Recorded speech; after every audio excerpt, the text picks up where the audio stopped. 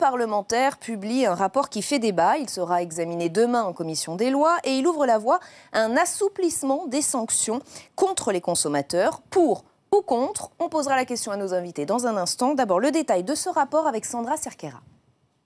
Une amende forfaitaire comprise entre 150 et 200 € pour les consommateurs de drogue.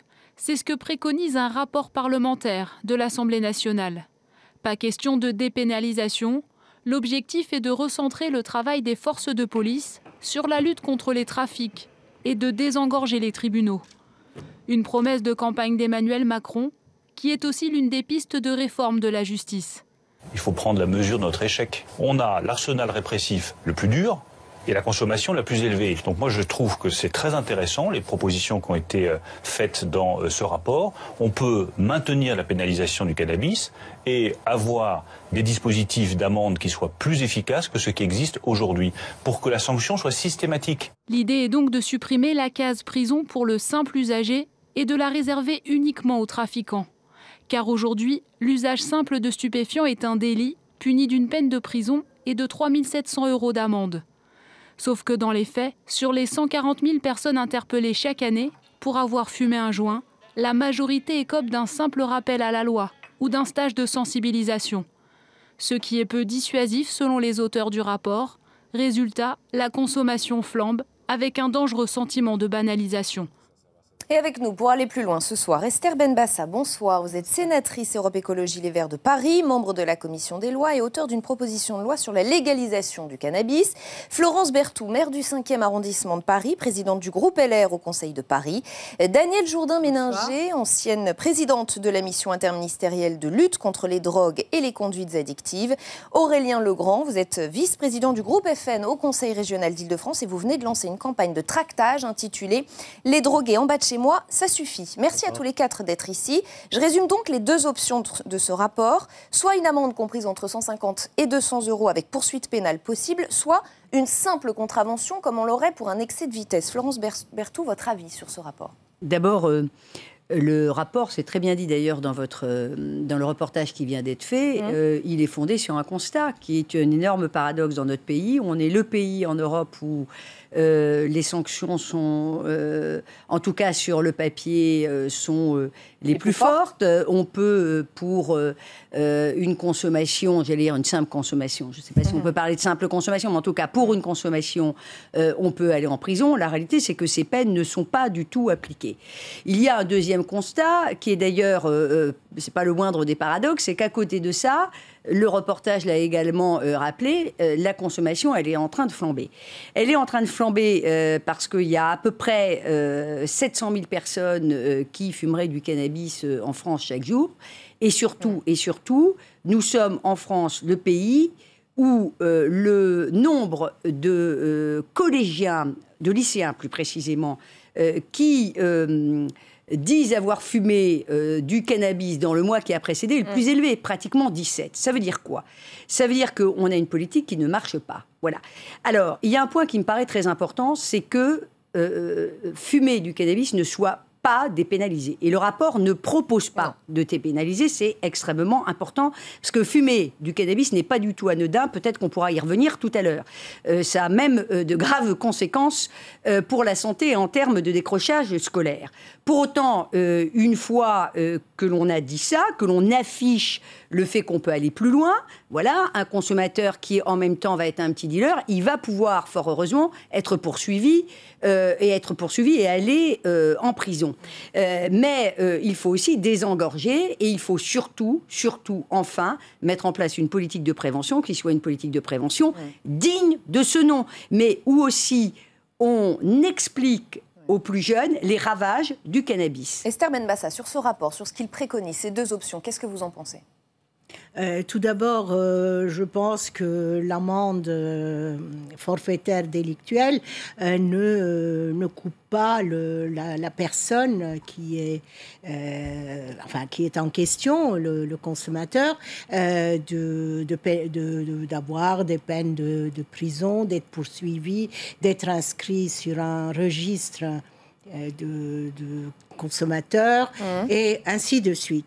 Mais la contravention, c'est peut-être l'autre aspect qui va un peu plus vers la dépénalisation. Je ne vais pas répéter ce que Madame a dit. Nous avons quand même 17 millions de personnes qui disent qu'elles ont consommé au moins une fois dans leur vie. Et un jeune de 17 ans sur 2, 48%, ça fait presque 1 sur 2, dit avoir consommé. Donc le problème les deux questions, amende et contravention, ne règlent ni le problème de la prévention, ni le problème de l'accompagnement, ni la qualité du produit, du THC. Mais donc vous nous dites que c'est un premier pas, mais que ça va pas assez loin. Je ne dis pas que c'est un premier pas, puisque presque tous les pays européens ont dépénalisé. Et certains sont allés encore plus loin et ont légalisé. Il y a les États-Unis où on voit les résultats de la légalisation qui a quand même fait diminuer, a stabilisé le nombre de consommateurs. On a aussi d'autres pays européens, le Portugal par exemple, le nombre de délinquants a baissé de 50%. Est-ce que en préconisant cette amende et la contravention, surtout qu'il n'y a pas de distinction faite entre cannabis et autres stupéfiants. Et on y viendra. C'est très important de le dire. Et ce rapport ne règle pas le problème non plus de l'économie alternative, de cette économie qui fait que ça aide au fait qu'on a de plus en plus de consommateurs, parce que ça devient de plus en plus facile. Je voudrais poursuivre ce premier tour de table. Aurélien Legrand, votre avis sur ce rapport ? Ce rapport, déjà, il n'a rien de très nouveau, puisque c'est une proposition qu'on retrouvait déjà en 2016 dans le gouvernement de Manuel Valls et la présidence de François Hollande, et contre laquelle, nous, au Front National, on s'était déjà insurgés. Je pense qu'il y a un très mauvais signal qui est envoyé avec ce rapport et cette proposition. C'est un signal de laxisme, encore une fois, de la justice, et ce qui montre bien que le problème est pris à l'envers, puisque finalement, ce que disait aussi votre reportage, c'est que la justice est encombrée, on n'arrive plus à condamner les fumeurs de cannabis, malgré le fait qu'ils ne respectent pas la loi. Donc finalement, on va arrêter de passer par la justice, on va mettre une simple amende. Pour vous, c'est un recul ? C'est un recul très très net, évidemment. Et puis c'est toujours finalement s'adapter à la baisse de moyens permanente de nos institutions. Donc il n'y a pas assez de policiers pour verbaliser, donc on arrête de contrôler. Il n'y a pas assez de juges pour s'occuper des dossiers, donc on arrête de juger. Et finalement, on a encore le laxisme qui est gagnant et la santé publique qui va être une grande perdante là-dedans. Daniel Jourdain-Méninger, est-ce qu'il y a un signe de relâchement avec ce type de rapport ? Non, il n'y a aucun signe de relâchement. D'ailleurs, je voudrais dire que sous la précédente législature, il y a eu un rapport qui a aussi préconisé la contraventionnalisation dans une commission qui était présidée par M. Marcangeli. Et donc, rien n'est nouveau. La difficulté, c'est passer du diagnostic, je crois, nous partageons, des consommations importantes, une banalisation du cannabis, une politique pénale inefficace, à une mise en œuvre pragmatique de solutions. Alors, évidemment, en Europe, certains pays tolèrent l'usage. Il n'y a aucune dépénalisation dans les pays européens. D'autres États, comme les États américains, légalisent. Je crois que notre pays ne s'orientera pas, et c'est heureux, vers ces propositions. En revanche, il faut une autre politique pénale, mais pas une politique pénale toute seule, puisqu'on sait très bien qu'il n'y a aucun lien entre sévérité ou laxisme d'une politique pénale et importance des consommations. Et d'ailleurs, je voudrais dire qu'aujourd'hui, vient de sortir une étude que j'avais commandée quand j'étais présidente de la Mildeka, l'étude Aramis, qui cherche à voir quelles sont les motivations des mineurs à consommer. Et la motivation des mineurs à consommer, c'est intéressant de voir qu'ils consomment du tabac, mais il y a un regard très négatif sur la consommation de tabac. Ils consomment de l'alcool parce que pour eux, c'est synonyme de fête. Et en ce qui concerne le cannabis, c'est pour se mettre dans la norme sociale, pour faire comme les copains. Ce qui veut dire... caractéristique de l'adolescence. Voilà, ce qui veut dire qu'il faut faire une politique de prévention différente, avec davantage de moyens. Je voudrais dire quand même que quand j'étais présidente de la Mildeka, mon budget n'a cessé de diminuer, mais que néanmoins, les pratiques professionnelles se sont beaucoup développées, avec une qualité et une efficacité qui restent toujours à améliorer, parce que c'est compliqué, la prévention. Je le précise pour les téléspectateurs, Mildeka, c'est c'est bien mission interministérielle de lutte contre les drogues et les conduites addictives. Je vous en prie. Je voudrais revenir quand même sur la prévention, qui n'est pas du tout un petit sujet, mais vous y faites allusion. Vous savez, dans les années 70, l'éducation nationale s'est emparée d'un sujet qui était quasi tabou, c'était l'éducation sexuelle. Bon. Il faut vraiment s'emparer de ce sujet-là, mais pour vraiment montrer, preuve à l'appui, la toxicité, mais au sens littéral du terme, de l'usage de drogue, dont le cannabis. Pourquoi ? Parce que le cannabis, il a été entouré quand même, je dirais, d'une forme d'indulgence, d'indulgence des élites, un peu post-68 tarde, le cannabis est gentil. Sauf que... Mais tous les rapports médicaux sont d'accord pour dire que le cannabis est dangereux ? Sauf que attendez, je termine juste, si vous permettez.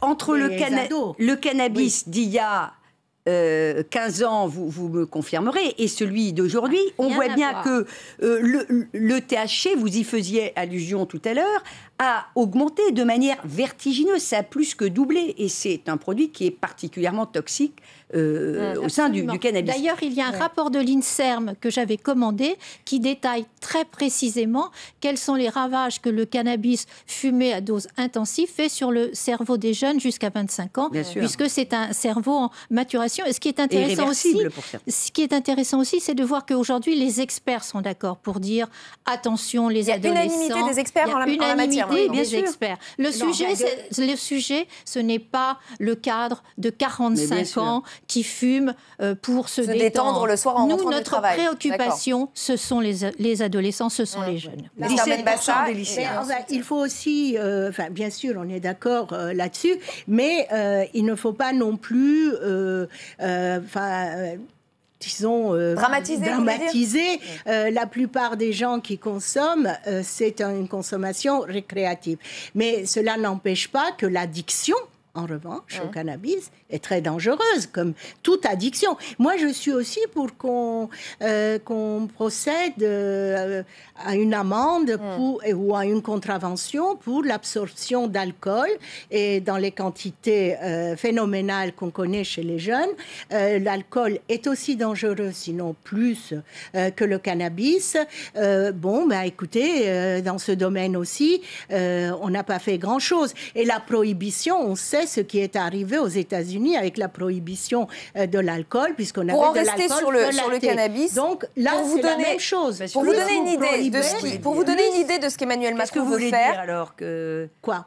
J'ai pas tout à fait compris, madame. Qu'est-ce que vous n'avez pas compris ? Vous voulez dire quoi Sans dramatiser. Elle explique que même si des rapports d'expertise prouvent que c'est très dangereux pour les jeunes, il ne faut pas non plus dramatiser mais pas pour les adultes. Pour la consommation dite récréative pour les adultes. Pour vous donner une idée... Ce n'est pas plus dangereux que l'alcool. Moi, je veux qu'on donne une amende aussi pour ceux qui abusent de l'alcool et ceux qui abusent du tabac. Vous savez, c'est aussi dangereux. Ce sera le gros titre de cette émission. Sauf que les élèves arrivent, nous avons de plus en plus de cas d'élèves qui arrivent tous les jours en cours et qui ont fumé.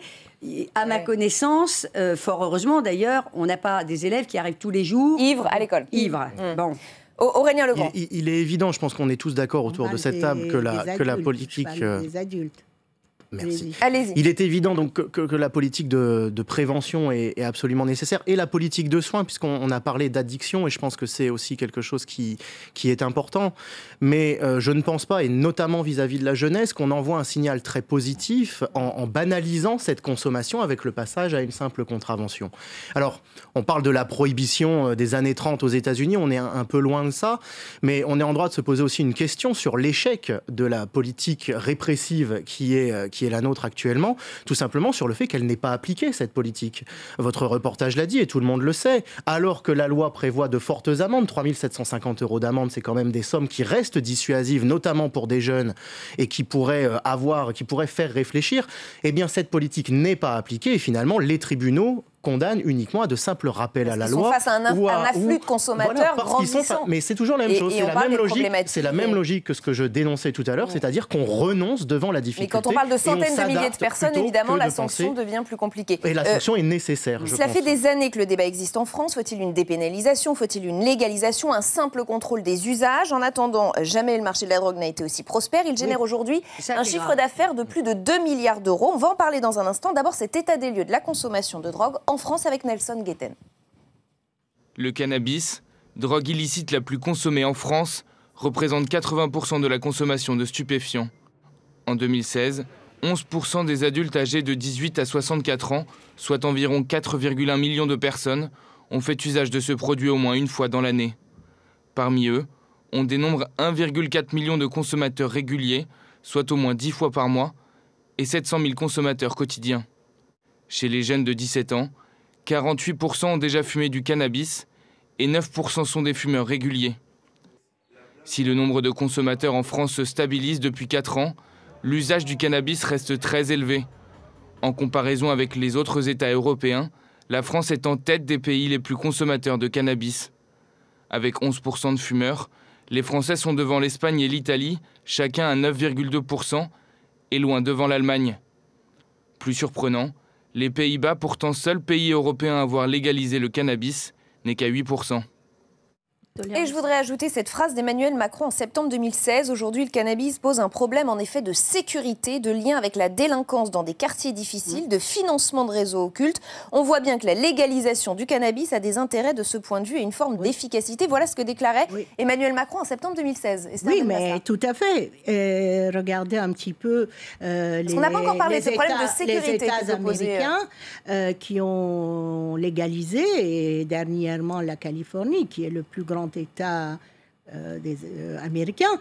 Et là, il n'y a pas une augmentation de la consommation de cannabis. Et cette légalisation va faire disparaître totalement le marché alternatif. Le marché alternatif, ça veut dire qu'il y aura une disparition de la délinquance. Si on se croit plus intelligent que les Américains, en plus, il faut dire... c'est notre conservatisme qui fait dire ça.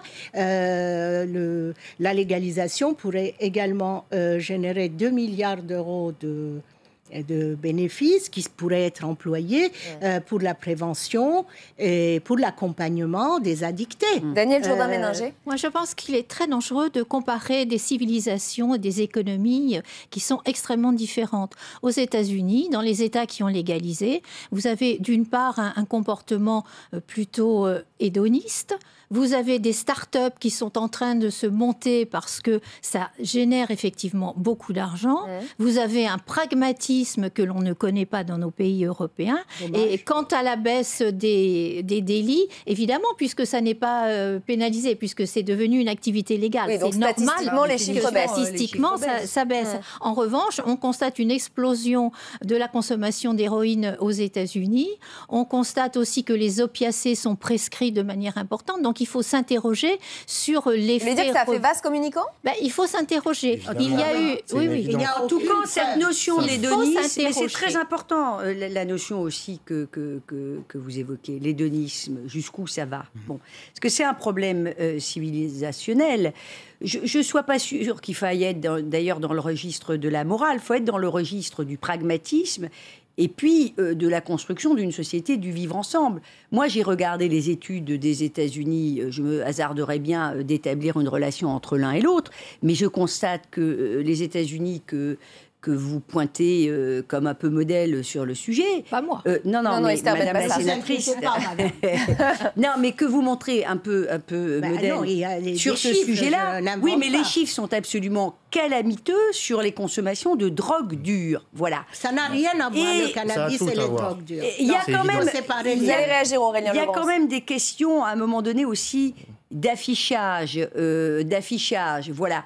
Si vous légalisez, moi je suis extrêmement défavorable à la légalisation, tout en étant favorable à la forfaitisation des amendes, parce que je pense qu'il faut être pragmatique. Quand quelque chose ne marche pas, il faut essayer de faire en sorte que ça marche, surtout sur les amendes, surtout si les amendes, pardonnez-moi, étaient, je dirais, fléchées par exemple, sur la prévention. C'est ça qu'il faut absolument. Hein, mais les contraventions seraient beaucoup plus rentables de ce les point de vue. Bien sûr. Et la contravention me semble être un meilleur système que les amendes forfaitaires. Aurélien Legrand. Oui, il est évident que la délinquance ne va pas disparaître parce qu'on va légaliser le cannabis, elle va juste se transformer. Et aujourd'hui, c'est le cannabis qui est à la mode parce qu'on le trouve dans certains supermarchés de la drogue. On y reviendra, je pense, un petit peu plus tard. Si demain le cannabis est légalisé ou en libre accès, eh bien ce sera d'autres drogues, les drogues de synthèse, qui seront à la mode et que les jeunes se mettront à consommer. Donc on a une espèce de fuite en avant permanente. Et je pense aussi qu'une question qu'on est en droit de se poser quand on regarde les chiffres que vous avez mis à l'écran tout à l'heure sur la consommation de drogue en France, c'est justement, là encore, l'existence de ces véritables supermarchés de la drogue dans certains quartiers où on voit maintenant, à l'entrée de certaines cités, des panneaux mis en place par les dealers qui indiquent les tarifs, qui indiquent les produits disponibles.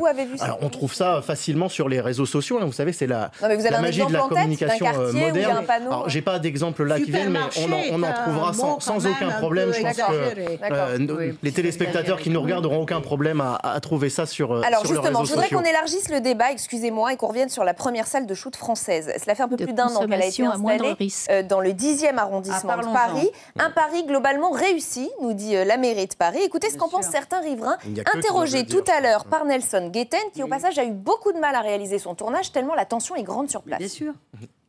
Créer cette salle de shoot dans une zone d'habitation est une très mauvaise idée. Voilà. Et de plus, il y a les gens qui shootent, mais il y a aussi les vendeurs. Ça, c'est autre chose aussi. C'est vraiment un changement du quartier qui est quand même nuisible. Et puis nous, l'inquiétude et même la peur, quoi. Donc ça, c'est pas normal de vivre dans un endroit où on a peur. Le problème, c'est qu'en arrivant le soir ou en rentrant un petit peu tard, on retrouve assez facilement des seringues à côté des poubelles ou même dans les toilettes publiques. Donc c'est un petit peu contraignant pour la vie de quartier et surtout s'il y a des enfants. Enfin, il y a beaucoup d'enfants dans ce quartier et je trouve ça un petit peu délicat de vivre dans des conditions comme ça. Et je le dis, notre journaliste a eu beaucoup de mal à tourner ces quelques réactions parce que certains ont peur de réagir devant les caméras. Florence Berthoud, et ensuite vous. Une de mes collègues qui était très opposée à cette salle de shoot, Déborah Pavlik, m'a montré des images prises depuis des cuisines ou des salons qui donnent au-dessus de la salle de shoot. Je lui ai demandé de me remontrer des images. J'avoue, je n'y croyais pas. Toute la journée, il y a des bagarres, il y a les dealers qui sont à côté, il faut le dire, les dealers sont là. Il n'y a pas de consommation, ce que je dis est peut-être un petit peu basique, mais quand on consomme, il y a à côté du trafic et des dealers. Il y a des rixes dans les rues en permanence. Alors évidemment, il y a la vie de quartier avec les seringues qu'on retrouve, etc. C'est évidemment épouvantable. Mais il y a de la violence et une tension qui est énorme et qui n'est palpable que lorsque l'on se rend sur ces lieux. Et j'ajoute que notre journaliste qui s'est donc rendu sur place cet après-midi nous a dit le problème c'est qu'en plus les fumeurs de crack ne peuvent pas accéder à cette salle de shoot et du coup ils se retrouvent dans une salle de shoot bis. Oui. Et ça se retrouvent aussi sur des arrêts métro. C'est la rue qui est devenue cette salle de shoot. Et c'est la rue qui est devenue. Et ils se retrouvent également dans des arrêts métro, je le rappelle, où des lignes maintenant à partir d'une certaine heure. Et on rappelle la une du Parisien de la semaine dernière, les zombies ne s'arrêtent plus, c'est une réalité. Esther Benbassa. Oui, la 4 et la 12. Oui, mais je ne sais pas pourquoi on est en train là de confondre. On a élargi le débat, j'ai bien précisé en introduction qu'on élargissait le débat. Et le rapport sur le cannabis. Et tout cela fait que les gens... C'est pas le même sujet d'abord. C'est un autre sujet. Ça fait que les gens confondent et paniquent, les parents, etc. Il faut expliquer que ce n'est pas la même chose, qu'il faut combattre bien sûr les deux, mais que l'un ne mène pas à l'autre. C'est pas parce qu'on consomme du cannabis qu'on va devenir héroïnomane. Oui, personne n'a dit ça. Non, mais c'est important de faire de la pédagogie. Parce que nous avions... demander à Ipsos de nous faire un sondage lorsqu'on a fait un colloque récemment, et on voit les Français eux-mêmes ne sont pas contents de la législation actuelle. Mais là, vous les confondez, vous les mettez en panique. Ils vont se dire, voilà, mon fils va consommer de l'héroïne. Mais peut-être qu'on peut, si ça gêne tant les gens, enfin les habitants de la rue, on peut trouver d'autres solutions. Il n'y a pas que la salle de shoot. Mais enfin, ne réduisons pas les problèmes. Savent très bien faire la distinction entre cannabis, la première partie du débat, et salle de shoot, qui est notre deuxième partie du débat. Ils savent très bien faire la distinction, j'en suis certaine. Alors, je voudrais quand même dire qu'il y a 2 salles de consommation à moindre risque, une à Strasbourg et l'autre à Paris, qui se sont appuyées sur des quartiers dans lesquels il y avait d'énormes problèmes de drogue. Parce que ce que l'on dit là, ça ne les a peut-être pas améliorés, mais de toute façon, ça ne les a pas aggravés parce que la situation, notamment près de la gare du Nord, est très difficile. Vous avez effectivement des trafiquants, vous avez des usagers de drogue, et cet espace, comme ça existe dans plus de 10 villes dans le monde, il y a 100 salles de consommation à moindre risque qui existent aujourd'hui, c'est une solution pragmatique, c'est pas une solution extraordinaire. Il y a un travail qui est fait avec les riverains. Moi, j'avais commandé une équipe pour assister à la fois les associations et les riverains. C'est vrai que c'est compliqué. C'est vrai qu'il faut pouvoir améliorer les choses. Mais encore une fois, vous avez des personnes qui, de toute façon... Ça ne marche pas dans le 10e. Si, ça marche, puisque vous aviez des personnes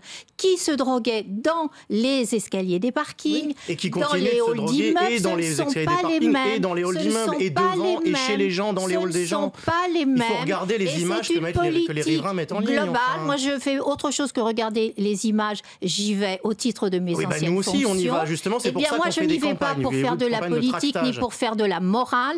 J'y vais pour voir comment ça se passe, comment on peut améliorer les choses. J'ai confiance à la fois dans les élus qui parlent beaucoup aux habitants, parce que là, on a interviewé des gens qui étaient contre, mais il y en a aussi... des gens qui ont osé répondre devant les caméras, c'était pas évident. Ceux qui n'ont pas eu déjà assez peur pour répondre. Mais quelle est votre solution, le quartier est très pas de solution. Mais bien sûr qu'on a des solutions, évidemment. Sont vos solutions? Mais déjà de commencer par arrêter de faire... Ça nous coûte 600 millions d'euros. Si vous me posez une question, peut-être vous pouvez écouter la réponse. 600 millions d'euros, ça nous coûte. Déjà, je profite par rapport à ce qu'on entend pour redire toute notre solidarité aux riverains qui subissent effectivement cette salle de shoot et ses conséquences. Cet endroit, on le sait, est devenu un point de fixation des dealers et avec la complicité des pouvoirs publics, puisque nous le savons, comme Marine Le Pen est allée faire une patrouille avec la BAC dans le 10e arrondissement précisément la semaine dernière, eh bien, les policiers lui ont dit clairement qu'ils avaient pour consigne de fermer les yeux sur les dealers autour de la salle de shoot pour ne pas gêner l'expérience de la mairie de Paris et bien entendu au détriment des dealers qui sont là. Des choses. Ça n'est pas acceptable, ça n'est pas la vérité. Et d'ailleurs, il nous reste moins d'1 minute pour conclure. Oui, et d'ailleurs les policiers, d'aller voir, effectivement, d'aller discuter avec ces riverains qui, même à vous, n'ont pas osé parler tellement. Et les policiers ont été largement associés à la mise en place de cette salle, qui est une salle de consommation à moindre risque. Tous ceux qui vous écoutent doivent bien sourire en ce moment. Florence Berthoud, pour conclure, s'il vous plaît. Et pour apaiser peut-être le débat, je suis à titre personnel défavorable aux salles de shoot, mais j'entends qu'on me dit salle de consommation à moindre risque. Quand on veut faire ça, il faut aussi préparer le terrain et il faut l'accompagner. Il faut qu'il y ait des forces de l'ordre sur la sécurité. C'est ce que nous avons fait. Non mais, oui, enfin... On ne veut pas dire que les riverains, pardonnez-moi, sont gênés. Je vous assure, c'est beaucoup plus préoccupant que ça. Donc, il faut une opération qui soit très encadrée, très accompagnée, avec beaucoup de moyens à l'extérieur de cette salle de consommation à moindre risque. Et on aura l'occasion d'y revenir sur Public Sénat. Merci infiniment à tous les quatre d'avoir participé à ce débat dans